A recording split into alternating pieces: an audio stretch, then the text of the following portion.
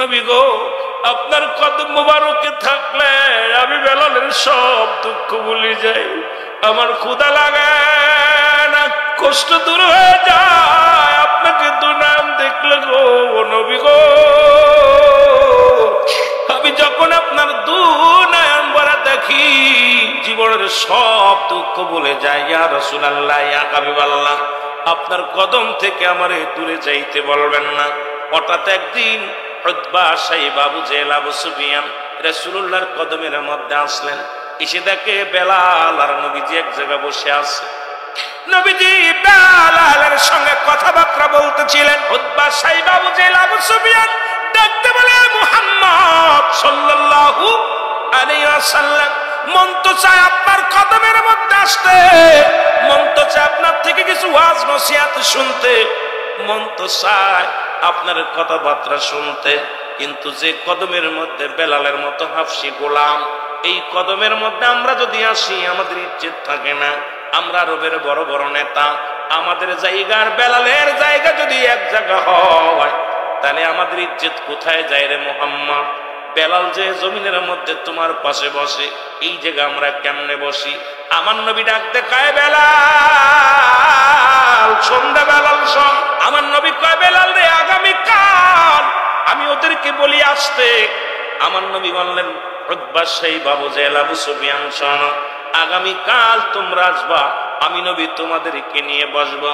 আর নবী বললেন, বেলাল রে, আগামীকাল তুমি আসবে না, আমার কদমের মধ্যে আসবে না, কারণ আরবের বড় বড় নেতারা যদি কালেমা পড়ে নেয় তাহলে কতই না সুন্দর হয়, কতই না ইসলামের শক্তি বাড়ে।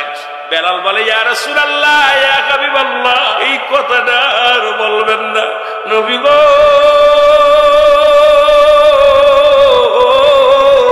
আপনার এই কদমের মধ্য থেকে যদি আমি বেলাল একটা মিনিটের জন্য সরে যাই না, আমি বেলাল আর বাঁচবো না গো নবী, আমি বেলাল আর মনে হয় বাঁচবো না।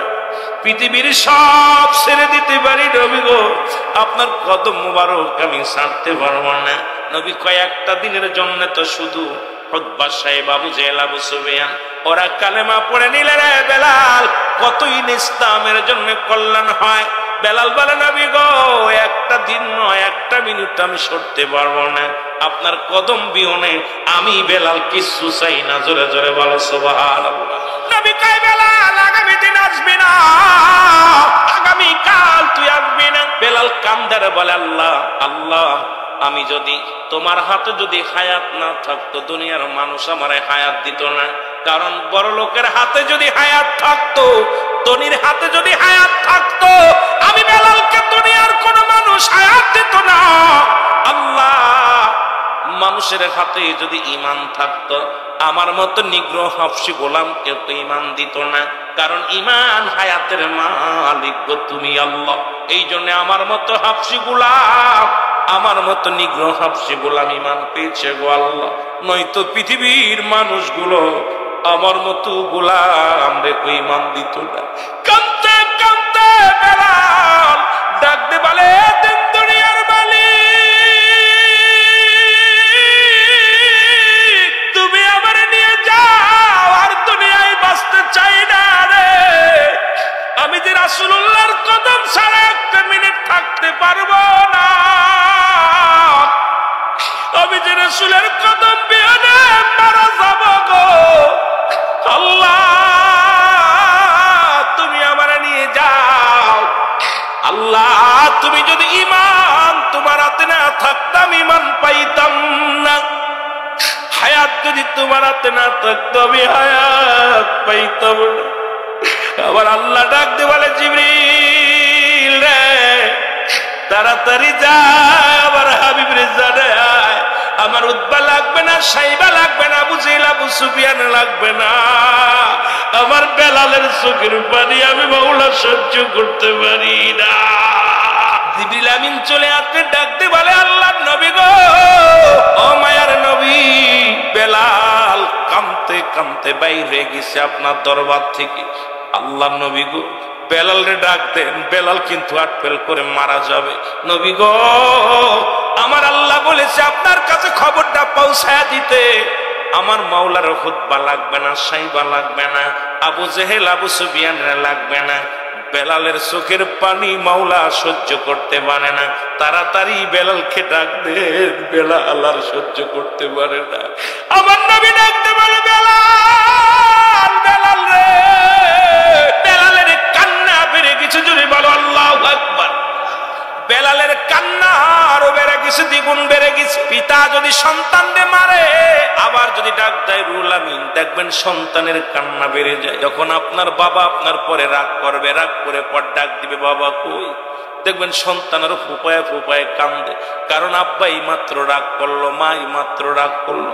আবার যখন সোনামণি বলে ডাক দেয়, সন্তান অভিমান বেড়ে যায়, যাব না। এইরকম বেলালু ডাক দে বলে নবী গো, ও মায়ার নবী, আপনি আমারে ডাকছেন। নবী গো, পৃথিবীর কোন রাজত্ব চাই না, বাড়ি চাই না, নারী চাই না, গাড়ি চাই না, শুধু আপনার কদমের আশাই রে।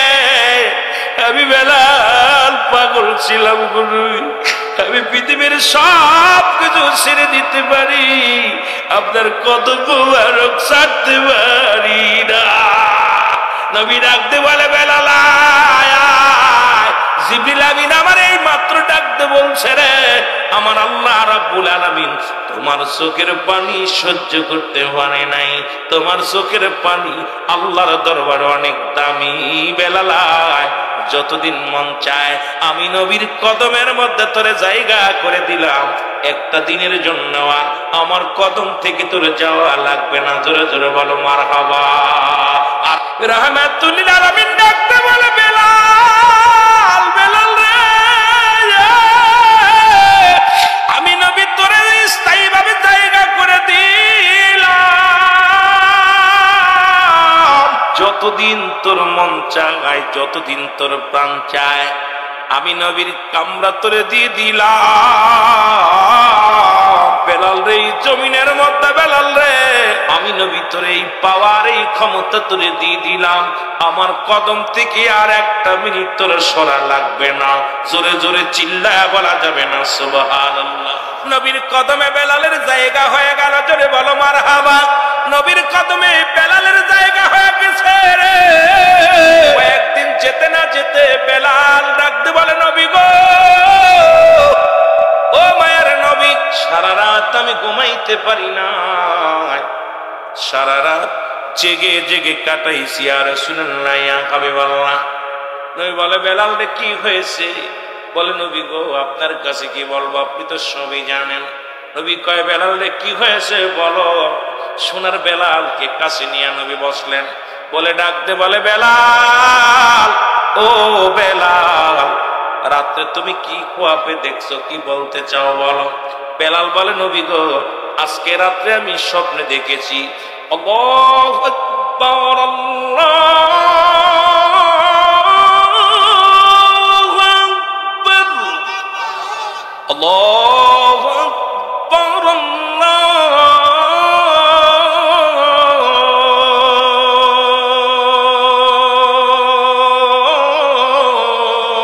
আল্লাহু আকবার। এ মুসলমান শুনে নাও, এর আবার একমাত্র কলিজার টুকরা সন্তান। রাবা ছিলেন তৎকালীন জামানায় সুন্দর একজন কৃষক।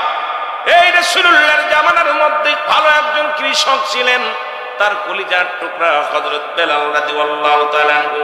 জোরে বলা যাবে না মারহাবা? আর একটু জোরে বলেন। এই বেলাল রাদিয়াল্লাহু তাআলা আনহু উনি কি করলেন, ছোট্টবেলার বাবাকে জিগায়, বাবা জানগো, এই বাতাসকে দেয়, এই পানিকে দেয়, এই আকাশকে বানাইলো, জমিনকে বানাইলো, আসমানকে বানাইলো, রাতকে বানায়, দিনকে বানায়, এই সূর্য ডুবায় কে, সূর্য উদয় করে কে, এটা নিয়ে গবেষণার মধ্যে পড়ে গেলেন রাবার ছেলে কলিজার টুকরা হযরত বেলাল রাদিয়াল্লাহু তাআলা আনহু। জোরে বলা যাবে না আল্লাহু আকবার। এ বেলালের বাবা বলেন, বাজান রে, এগুলো সব কিছু আমাদের নেতার দান, সবকিছুর মালিক আমাদের নেতা। বেলাল বলে না না বাবা গো, কে সূর্য ডুবায়, কে সূর্য উদয় করে, কে দুনিয়ার মধ্যে রাত বানায়, কে দিন বানায়, এই গবেষণার মধ্যে বেলাল বেলালকে কে যেন ডাকতে বলে, বেলাল রে, সব কিছুর মূলে হলো রব্বে কারীম, তোমার রব, তোমার আল্লাহ। জোরে জোরে চিল্লায় বলা যাবে না সুবহানাল্লাহ? আর একটু জোরে জোরে চিল্লায় বলা আল্লাহু আকবার। হযরত বেলাল ছোট্ট মানুষ, উনি বাবাকে ডাকতে বলে, বাবা তোমার মালিক কে? আমার মালিক কে? বলে, বাবা তোমার মালিক আমি, আমার মালিক আমার নেতা। কয়, না বাবা না, আমি মানতে পারি না, আমার আল্লাহ। কারণ আদম নবী থেকে শুরু করে যত নবী এসেছে সবারই কালেমা ছিল লা ইলাহা ইল্লাল্লাহ, নাই কোনো ইলাহ এক আল্লাহ ছাড়া। আর মুসলমান আদম সাদম শফিউল্লাহ, ও মুসলমান ইব্রাহিম খলিলুল্লাহ, মুসা কালিমুল্লাহ, এক একজন নবীর পিছে আর আমার নবী রাহমাতুল আলামিনের সাথে আছেন লা ইলাহা ইল্লাল্লাহু মুহাম্মাদুর রাসূলুল্লাহ সাল্লাল্লাহু আলাইহি ওয়াসাল্লাম। এ দুনিয়ার মুসলমান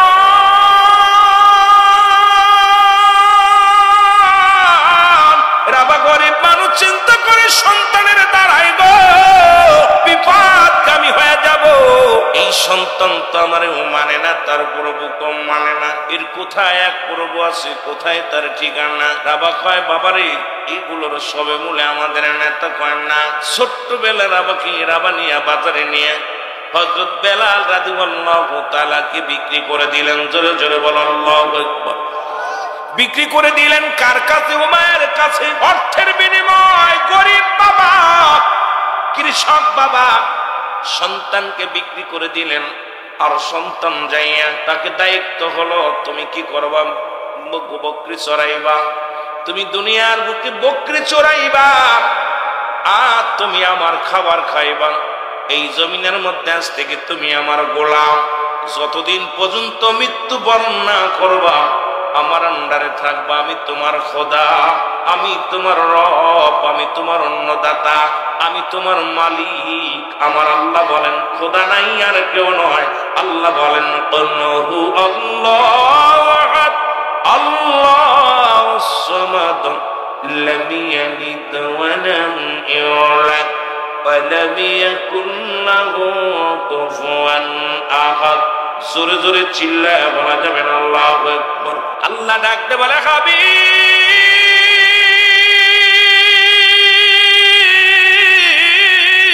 আপনি জানাতেন আমি আল্লাহ গো, আমি আল্লাহ। এই দুনিয়ার মধ্যে কাউরে জন্ম দিই নাই, কারো থেকে জন্ম নিই নাই। আসমান জমিনের মধ্যে আমার সমতুল্য সমকক্ষ আর কেউ নাই। অল পৃথিবী আমার মুখাপেক্ষী, আমি কারুর মুখাপেক্ষী নয়। জোরে বলো ঠিক কিনা? ও যুবক, আজকে সেই খোদার অনুগত হও, সেই রব্বে কারীমের অনুগত হও। ও দুনিয়ার মানুষ শুনে নাও, এবং কি করলেন মুসলমান শুনে নাও। ও মায়ার দালা, ও মায়ার কৃষক, ও মায়ার গোলাম হযরত বেলাল প্রতিনিয়ত যায় কোথায়? বকরি চড়াইতে যায়। বেলালের চারিপাশে ঘিরে দাঁড়ায় রয়েছে। বেলাল শুধু জিকির করে সুবহানাল্লাহ আলহামদুলিল্লাহ লা ইলাহা আর জোরে লা ইলাহা। এর নাই কোন মাবুদ আল্লাহ ছাড়া, বলো নাই কোন মাবুদ। লা ইলাহা ইল্লাল্লাহ, বলো লা ইলাহা আর জোরে লা ইলাহা। এর লা ইলাহা ইল্লাল্লাহ মুহাম্মাদুর রাসূলুল্লাহ সাল্লাল্লাহু আলাইহি ওয়াসাল্লাম। জোরে জোরে চিল্লায় বলা যাবে না মারহাবা। এ দুনিয়ার যুবকের শুই না লাও গো। বেলাল ডাকতে বলে, উমায়ার তুমি আমার রাখাল বানাইলা। কোনো চিন্তার কোনো কারণ নাই। বকরিগুলো নিয়ে গেলেন, কিন্তু বকরিগুলোর চারিদিকে বেলাল জিকির করে চারিদিকে দাঁড়ায় দাঁড়ায় পাথরের মধ্যে চাটা দেয়। বকরিগুলোর পেট ভরে যায়। অন্য অন্য রাখালের চাইতে বেলালের বকরিগুলো তাজা হয়ে গেল, হৃষ্টপুষ্ট হয়ে গেল। অন্য রাখালদের মনে হিংসা হয়ে গেল। রাখালেরা এসে ডাকে বেলাল, এক জায়গায় বসে থাকে, কোন রবের জন্য ডাকে, সেই রবের পাগল কোন কবিতা পড়ে। আর বকরিগুলো চারিদিকে ঘুরিয়া ঘুরিয়া দাঁড়ায়া দাঁড়ায়া সেই মাওলার জিকিরে পাগল। জোরে জোরে চিল্লায়া বলা যাবে না সুবহানাল্লাহ। উমাইয়ার কাছে খবর চলে গেল, উমাইয়া কোথায় রে? উমাইয়া শোনো, তোমার রাখাল যেন কার অনুগত্য করে, তোমার অনুগত্য করে না, তোমার প্রশংসাও করে না, তোমার এই খোদা বলে মানে না। বেলালের অন্য এক নতুন খোদা আছে, সেই খোদার প্রেমে বেলাল পাগল। বেলালকে ডাকা হলো, বেলাল তুমি নাকি কোন খোদার উপাসনা করো, কোন খোদার গোলামি করো, কোন খোদার জিকির করো, কোন রবের কসম করে বলো। এ বেলাল বলো গো, কোন কবিতাটা মুখস্থ করেছো?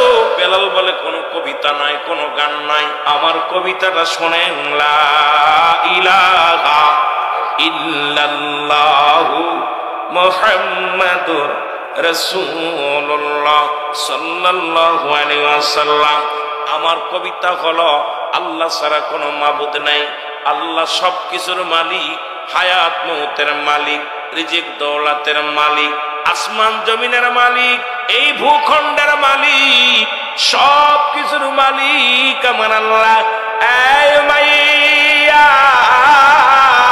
তাকে পাওয়ার জন্য একটা মাধ্যম আছে, ঠিকানা আছে রে, সেই ঠিকানা তুমি নয়, সেই ঠিকানা পৃথিবীর অন্য কোন মানুষ নাই, সেই ঠিকানা হলো নবী মুহাম্মদুর রাসূলুল্লাহ। জোরে জোরে চিল্লায় বলো সুবহানাল্লাহ। মদিনা যাইতে পারলাম না, মদিনা,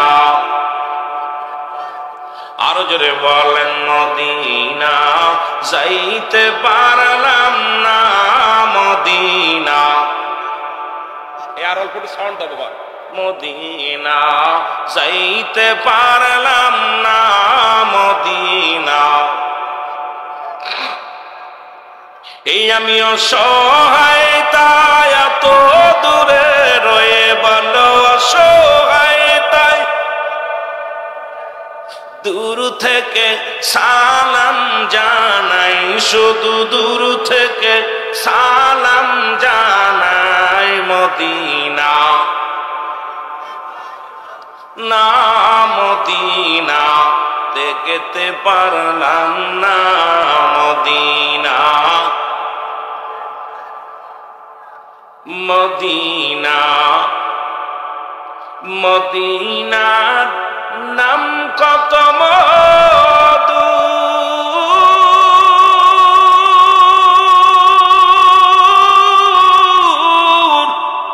মদিনা আর যে কত দূর।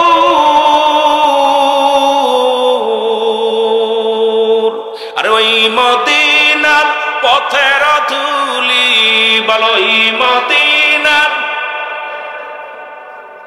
মাখতে পারলাম না, মদিনা। একটু মহব্বতে বলেন মদিনা। বেলাল বলে, ডাকতে বেলালকে, আমার আগে মুসলমান শোনো। ওমায় ডাকতে বলে, বেলাল তোমারে খাওয়াই কে? বলে আমার আল্লাহ। তোমার বাসাই কে? বলে আমার আল্লাহ। তোমার মালিক কে? বলে আমার আল্লাহ। ও বেলাল, তোর মৌলা যারে দেখা যায় না, সে তোর মালিক কেমনে হয়? তোরে আমি নগদ টাকা দিয়ে করাই করেছি। বেলাল রে, আমি তোর মালিক, আমি তোর রব। বেলাল কয়, রে তোমার মালিক কে? আমার মালিক আমি নিজেই। তোমারে খাওয়াই কে? আমার খাবার আমি খাই। তোমার বাসাই কে? বলে আমার বাসা আমি বাস। এই সব কিছুর মালিক আমি। বেলাল কয়, তুমি জানো না সব কিছুর মালিক হলো রব্বে করিম, আমার রব, আমার আল্লাহ। জোরে জোরে চিল্লায় বলা যাবে না সুবহানাল্লাহ। ছোট্ট বেলাল যখন মাওলার অনুগত হয়ে গেল, আমাকে বেলাল ছেড়ে দাও, ওই কালেমাটা ছেড়ে দাও, না হলে তোমার উপরে নির্যাতন বেড়ে যাবে, কষ্ট বেড়ে যাবে। বেলাল বলে, হায়াত মৌতের মালিক আমার রব, আমি বেলাল পরোয়া করি না। জীবন যদি যায়, জীবন যদি চলে যায় রে মুসলমান। ওরে মিয়ানমারে দেখেছিলাম 500 কোরআনের পাখি রে, কোরআন বুকের মধ্যে ধরে পড়ে আছে রে। মিয়ানমারের দুশ্মনেরা সুরের বন্দুক তাক করে কয় যুবকেরা রে, কোরআন ছেড়ে দাও নাই জীবন দিয়া দাও। ওই কোরআনের পাখিগুলো বলেছিল দুনিয়ার মানুষ শোনো, যদি কোরআন ছেড়ে দিই ঈমান চলে যাবে রে, কোরআন যদি ছেড়ে দিই ঈমান চলে যাবে, জাহান্নামে যাব। আর যদি জীবন দিয়ে দিই আল্লাহর জান্নাত পাব। সুতরাং আল্লাহর জান্নাত চাই, ঈমান দিতে রাজি নাই। জোরে জোরে চিল্লা বলা যাবে না মারহাবা। মদিনা যাইতে পারলাম না, মদিনা। আরো জোরে বলেন মদিনা যাইতে পারলাম না, মদিনা। এ যুবক বন্ধুরা শুইনা লাও গো, বেলালের উপরে খাবার নিষিদ্ধ হয়ে গেল। বেলালকে খাবার বন্ধ করে দাও। যতক্ষণ পর্যন্ত বেলালের জবান থেকে কালেমা না ছাড়বে, বেলালের খাবার বন্ধ করে দেয়া হলো। বেলালের স্পিরিট আরো বেড়ে গেছে রে মুসলমান। আরো জোরে জোরে পড়ে ইল্লাল্লাহ ও ইল্লাল্লাহ।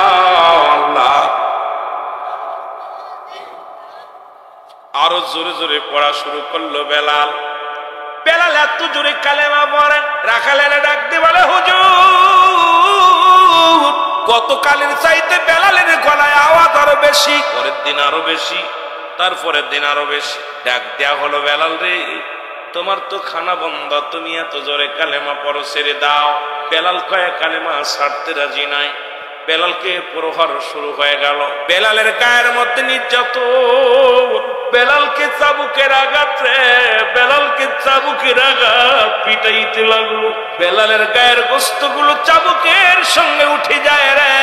প্রতিটা আঘাতের মধ্যে ডাক দিবার রাব্বে কারীম, আমার ভরসা কেবল তুমি আল্লাহ।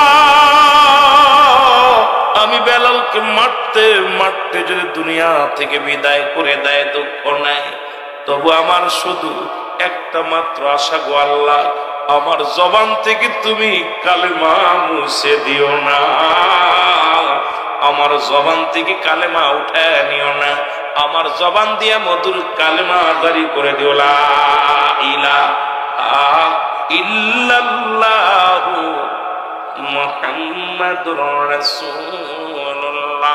জোরে জোরে চিল্লায় বলেন সাল্লাল্লাহু আলাইহি ওয়াসাল্লাম। এ যুবক বেলাল, হযরত বেলাল রাদিয়াল্লাহু তাআলা কি চাবুকের আঘাতে বেলাল খান তলনা। বেলাল উত্তপ্ত নদীর মধ্যে হাতে পায়ে রশি বাঁধিয়া তেজি ঘোড়ার পিছে বান্ধিয়া দিল বেলালকে। বেলালকে মরুপ্রান্তরে টানাটানি করে। বেলালের গায়ের বস্তুগুলো খসে খসে পড়ে যায়, বেলালের চামড়া গুলো খসে খসে পড়ে যায়। বেলাল শুধু কান্দার বলে আহাদ আহাদ আমার আল্লাহ, ও আমার আল্লাহ। বেলাল খান তোল না মুসলমান। বেলাল ডাক দিয়ে চোখের পানি ছেড়ে কান্দার বলে কালেমার মালাটা পড়ছি আমি, যত পারো যন্ত্রণা দাও গো তুমি, বলো যত পারো। আরো জোরে বলেন কালেমার মালাটা পড়ছি আমি, যত পারো যন্ত্রণা দাও গো তুমি, বলো যত পারো যন্ত্রণা। এই মুখস্থ করো, এই কালেমার মালাটা পড়ছি আমি, যত পারো যন্ত্রণা দাও গো তুমি, বলো যত পারো। মানি না মানি না হার যে মানি না, মানি না মানি না হার যে মানি না, হায়াত মৌতের মালিক তুমি, কালেমার মালাটা পড়ছি আমি, যত পারো যন্ত্রণা দাও গো তুমি, বলো যত পারো। আরো জোরে বলেন যত পারো যন্ত্রণা দাও। এ রহিম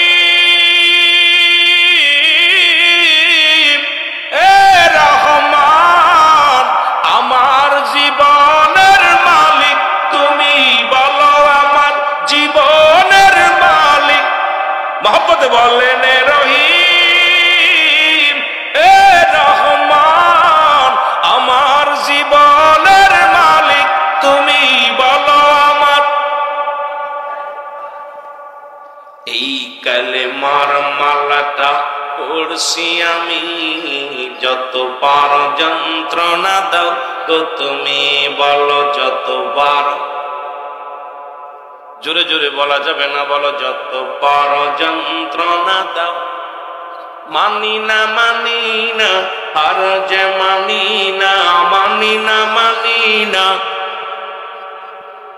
হায়াত মউতের মালিক তুমি, কালেমার মালাটা পড়ছি আমি, যতবার যন্ত্রণা দাও তো তুমি বলো যতবার। এ খোদা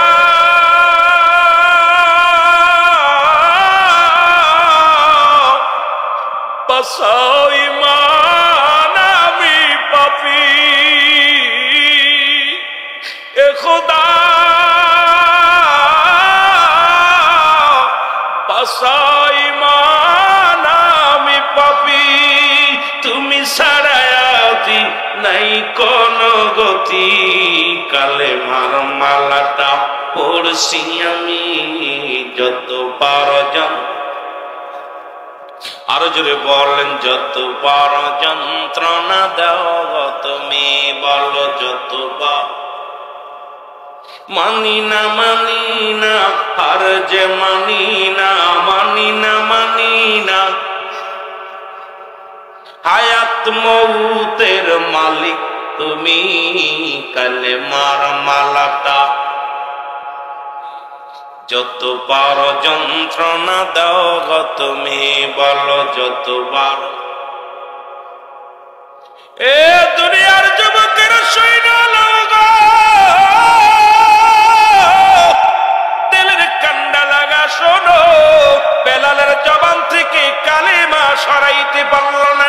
ও মায়া ডাকতে বলে গোলামেরা শোন, বেলালের হাতের মধ্যে রশি দিয়া বাঁধো, পায়ের মধ্যে রশি দিয়া বাঁধো, উত্তপ্ত বালির উপরে শুয়ে দাও, মরু প্রান্তরে শুয়ে দাও। বেলালের বুকের পরে একখানা পাথর চাপা দাও।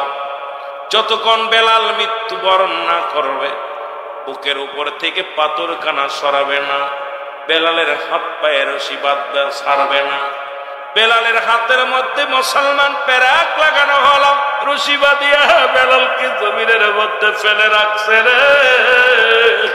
এই দুনিয়ার কত নিষ্ঠুর মানুষের শোন, এইরকম যদি ঈমান আনতে হতো, দেওরার জমিনে, উত্তর পাড়ার জমিনে একটা যুবক পাওয়া যেত। আজকে 1 ঘন্টা বসবে মাহফিলে, তাই তো ভালো লাগে না, উঠাউটি লাগায় রে বাবা, কষ্ট হয়। কিন্তু ঈমানের কত পরীক্ষা নবীর সাহাবীরা দিছে, আশিকের রাসূলেরা দিছে, কত কষ্ট করে তার ঈমান আনছে। আমরা তো এত কষ্ট নাই, কোনো যন্ত্রণা নাই। বাবা মা মুসলমান, সেই সূত্রে মুসলমান। আজকে সেই কঠিন পরীক্ষার মুখী হয় নাই। মুসলমান বাবারা আমার, দিলের কান্ডা লাগায় শোনো, জোরে জোরে চিল্লায় বলা যাবে না আল্লাহু আকবার। ও দুনিয়ার মুসলমান শুনে না, এ জীবন জীবন নয়, এমন একটা জীবন আসবে যে দেশে গেলে মানুষের বিচার হয়, যে দেশে গেলে মানুষের হিসাব হয়, যে দেশে গেলে মানুষ আর কোনোদিন ফিরে আসে না। আমরা সেই দেশের যাত্রী, জোরে বলেন ঠিক কিনা? আমার ভাইরা, আমার বন্ধুরা, আমার বান্দা যখন রিয়াজুল জান্নাহ বেহেশতের বাগানে গো, এই বাগানের উদ্দেশ্যে যখন রওনা দিয়ে দিছে, এটা কদমে কদমে আমার আল্লাহ রাব্বুল আলামিন ওই বান্দার জিন্দেগির সগীরা গুনাহগুলো মাফ করে দিছে, জোরে বলা যাবে না সুবহানাল্লাহ। এই 5ম বাৎসরিক ইসালে সব, ও দুনিয়ার মানুষ শোনো গো, এ মুসলমান, আমরা শুধু সগীরা গুনাহ করি নাই, পদে পদে করছি কবিরা গুনাহ গো। নামাজ ছেড়ে দেয়া কবিরা গুনাহ, মিথ্যা বলা কবিরা গুনাহ, বেগানা নারীর সঙ্গে দেখা দেয়া কবিরা গুনাহ, বেগানা পুরুষের সঙ্গে দেখা দিয়া কবিরা গুনাহ, হাজারো গুনাহ করলাম জীবন ভরে, এই গুনাহ মাফের দরকার আছে কিনা? আর একটু জোরে জোরে চিল্লায় বলেন আছে কিনা? আল্লামা কুতুবী রাহমাতুল্লাহ বয়ান করে, দুনিয়ার মানুষ শোনো, বান্দা যখন কবরের কথা মনে পড়ে যায় রে, বান্দা যখন ওই না জাহান্নামের ভয় যখন অন্তর অনুশোচন হয়, ওই বান্দা যখন চোখের পানি ছেড়ে আল্লাহ বলে ডাক দেয় রে, বান্দা যখন চোখের পানিগুলো ছেড়ে ডাক দে বলে আল্লাহ, ও আমার আল্লাহ, ওর জীবনের শেষ মাহফিল, বান্দা যখন অনুশোচনা করে, গুনার কথা মনে করে চোখের পানি ছেড়ে কান্দে, আমার আল্লাহ রাব্বুল আলামিন বান্দার জীবনের সমস্ত গুনাহগুলো মাফ করে দেয়। জোরে জোরে চিল্লায় বলা যাবে না সুবহানাল্লাহ? ও মুসলমান শোনা না, তাহলে জান্নাতের বাগানে আসলেই লাভ, লাভ না লস? আরো জোরে। এই জন্য মাঝে মাঝে আমি বুঝিনি না রে, কপাল পোড়া মাহফিলের শান বলো, বুঝলি না রে?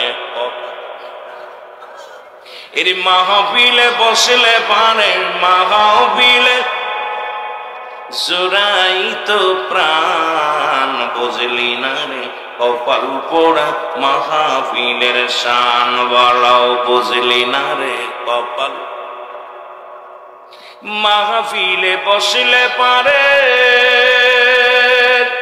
আমার মাওলার দিদার হতে পারে, ওরে এক পলকে নিতে পারে, এক পলকে নিতে পারে সোনার মদিনায়, বুঝলি না রে?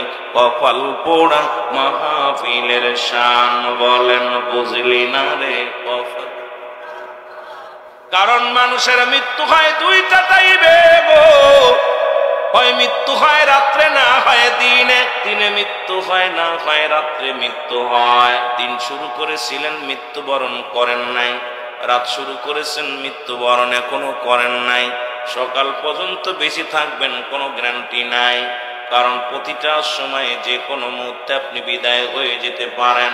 এই পৃথিবীর মধ্যে একটা আসার সিরিয়াল আছে, যার সিরিয়াল নাই রে।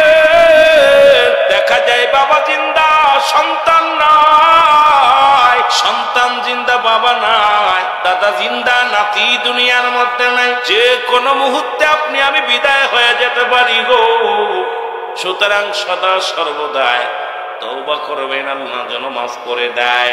ও মুসলমান শুনে নাও, করে রাত শুরু করেছি, এখনো মৃত্যুবরণ করি নাই, রাত শেষ করতে পারবো কেউ বলতে পারি না।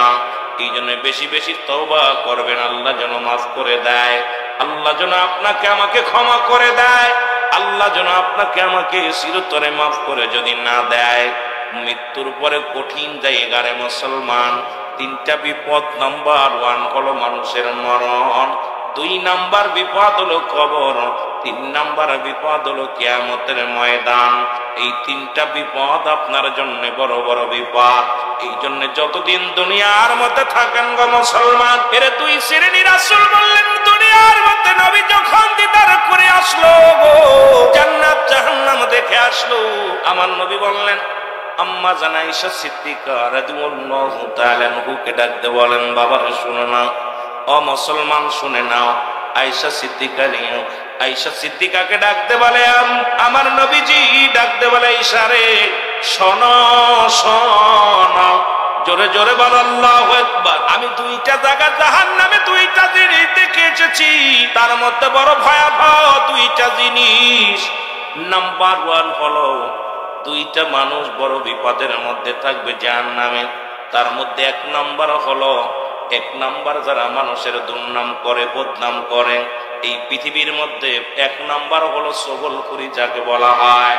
মুসলমান এদেরকে কঠিন আযাবের সম্মুখীন হয়েছে গো মুসলমান। শুনে নাও, শুনে নাও, 2 শ্রেণী মানুষ আমি জাহান্নামে দেখলাম গো। ও দরদি বন্ধু শোনো, তার মধ্যে আমি সবচেয়ে বেশি কষ্ট পাইলাম ওই যারা সগলখুরি করে, দুনিয়ার মধ্যে পরনিন্দা করে, ওই মানুষগুলোর যার বিরোধিতা করে, সমালোচনা করে গো, ওই ব্যক্তি যতক্ষণ পর্যন্ত ক্ষমা না করে, আমার আল্লাহ যাবেন। আল্লাহু আকবার। আবার যখন ওই নদী থেকে সাঁতরায়, যখন কুল কিনারা পায়, ও মুসলমান শোনো, যখন ওই নদীর কিনারায় যে দাঁড়ায়, ফেরেশতারা আবার তারে দাবড়ায়া নদীর মধ্যে দিয়া দেয়। এইরকম চিৎকার মেরে কান্দে, আবার তাদেরকে দাবড়ায়া নদীতে তাদের ফেলা হয়।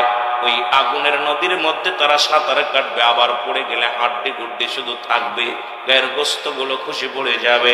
ওই জাহান্নামী মানুষ, মুসলমান শুনে নাও, শুনে নাও। আর 2 নাম্বার মানুষ হলো গীবাতখোর।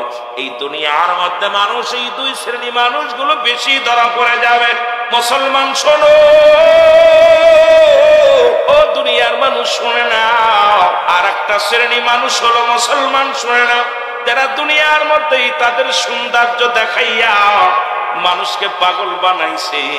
এই দুনিয়ার মধ্যে রূপচর্চা করিয়া দুনিয়ার মধ্যে অন্য পুরুষের প্রতি আকৃষ্ট করেছে, পুরুষেও মহিলাকে আকৃষ্ট করেছে। এই 2 শ্রেণী মানুষের কঠিন আযাবের সম্মুখীন হবে।